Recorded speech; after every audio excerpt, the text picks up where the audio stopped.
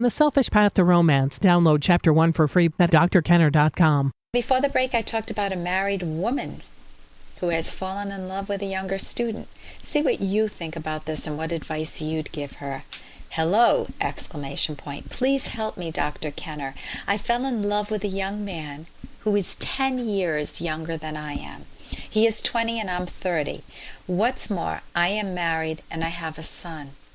And I'm a teacher at the university where he studies. You see, my husband doesn't love me anymore. Sometimes he behaves like a beast. Although he treats me badly, he loves our child. I'm looking forward to hearing from you, Marie.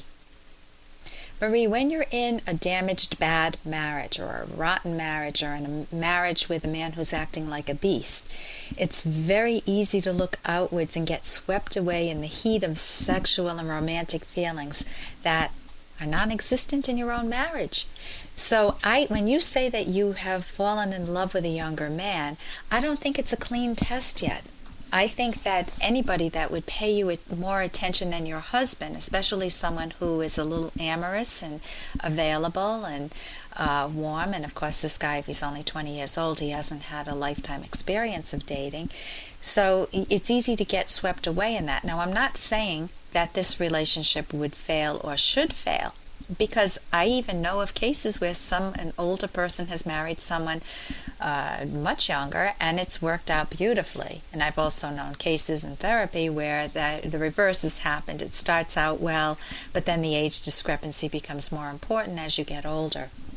So you want to give yourself the benefit of thinking of the consequences of acting on your gut emotions on your future, because 4 or 5 areas are at stake. Your marriage is at stake. Your relationship with your son and your son's health is at stake, his mental health. Your career is at stake. If it's against ethical standards to have a relationship with a student, even if he isn't your own, then that will raise a lot of eyebrows and maybe cause you to lose your job. I don't know what the rules are at your university.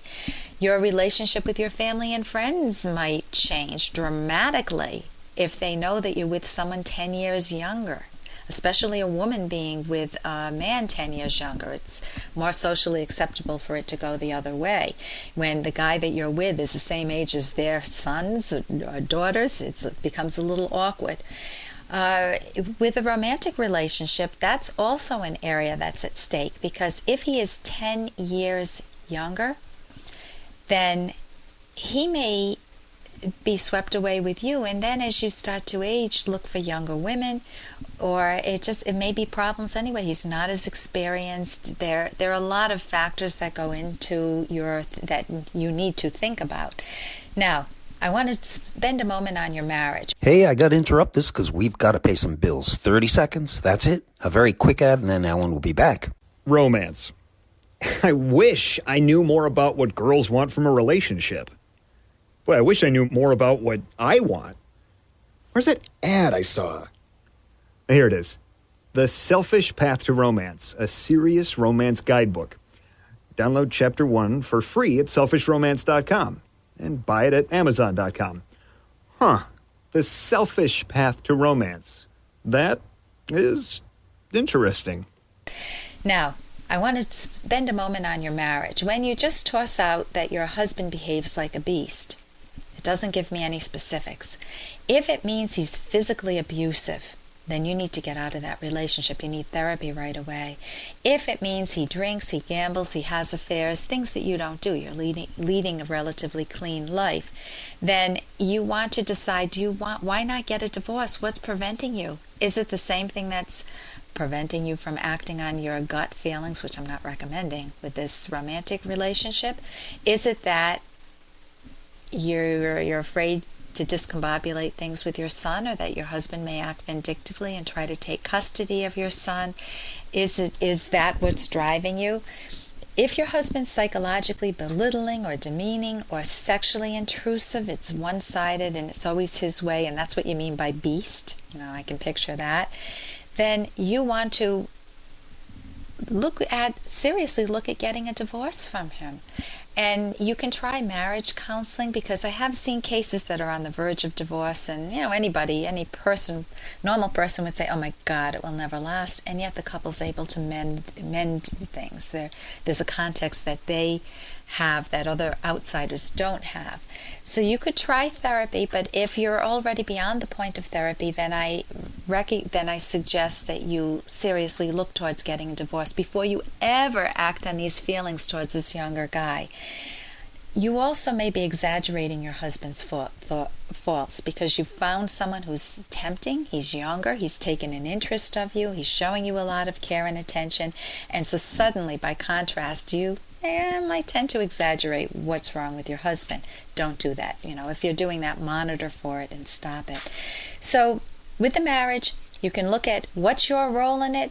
Has it always been a problem? Was it when you had a child? If you're in an abusive relationship, as I said, get help right away. If you're afraid of being on your own, many women are, so they're afraid to go through, or maybe they don't want to go through the hassle of a divorce process, or maybe you worry about custody issues, then get some personal counseling for yourself so you can have someone be a guide for you to help you through the process. Your life is your prime goal, your happiness, your life, but you can't act on whim. It doesn't give you a blank check to act on unanalyzed emotions or whim.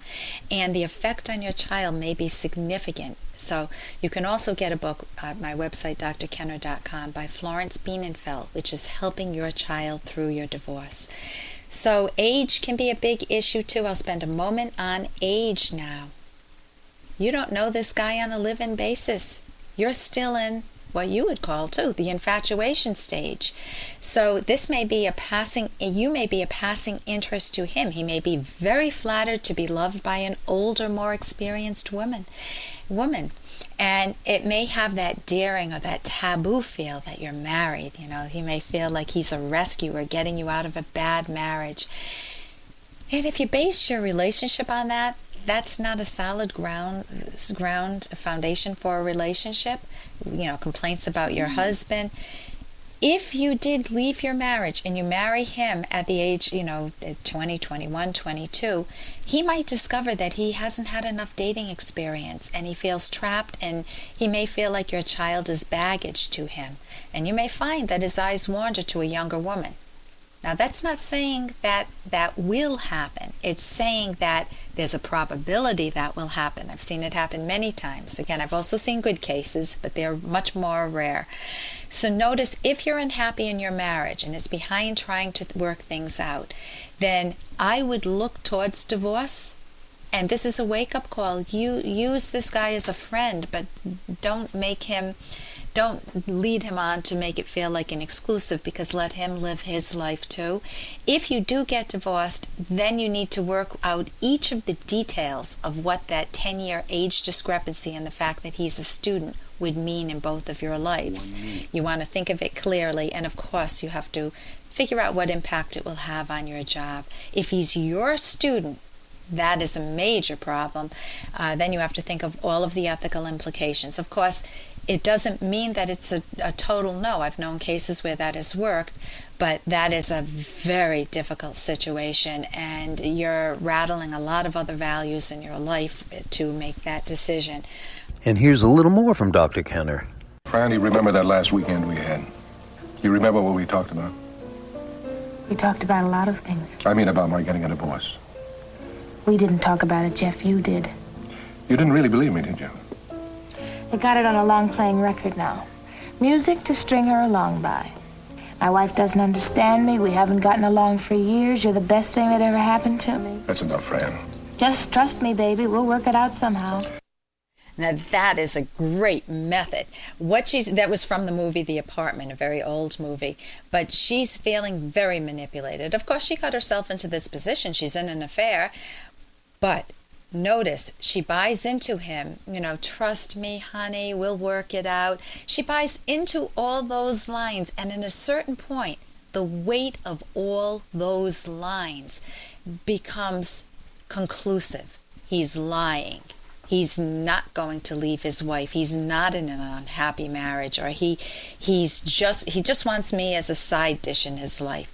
And she names the issue, even though he tells her to hush up, don't worry about it. She calls it a long playing record, music to string me along. And is just a wonderful, wonderful method, psychological method. When you grasp that someone's deceiving you, name it and give them the evidence for it. That is fabulous. For more Dr. Kenner podcast, go to drkenner.com and please listen to this ad. Here's an excerpt from The Selfish Path to Romance, the Serious Romance Guidebook by clinical psychologist Dr. Ellen Kenner. Another virtue that makes you lovable is productivity. Productivity is the process of creating material values, goods or services. Living requires material values. If nobody worked, how would you get your home, food, clothes, car, or medical care? Material values are not just a matter of surviving at the subsistence level. The goods and services we buy are healthy sources of pleasure. Books, appliances, jewelry, art, personal computers, massages, vacations, and much more. We are not advocating using things, including money, as status symbols. This shows a lack of independence and makes you feel chronically insecure because there is always someone who has more. You can download Chapter 1 for free by going to drkenner.com, and you can buy The Selfish Path to Romance at amazon.com.